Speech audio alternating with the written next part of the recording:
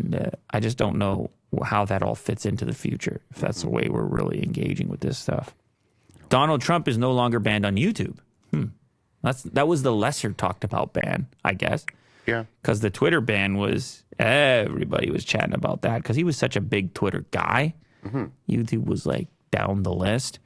We carefully evaluated the continued risk of real-world violence while balancing the chance for voters to hear equally from major national candidates. Interesting. YouTube has lifted restrictions on former President Donald Trump's YouTube account. YouTube announced on Twitter that the channel is no longer restricted and can upload new material. This is the full quote from them. We carefully evaluated the continued risk of real-world violence while balancing the chance for voters to hear equally from major national candidates in the run-up to an election, it said via the YouTube Insider account.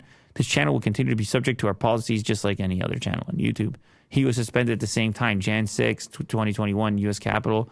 The site removed a video that it said violated its policies against inciting violence, and it banned Trump from uploading new content. I don't remember which video it was exactly.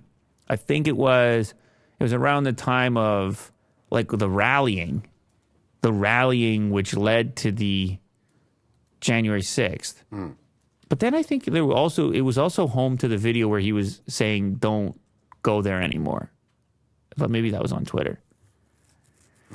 I can't remember. But the point was, whatever it did, whatever he said, whatever the instruction in it was,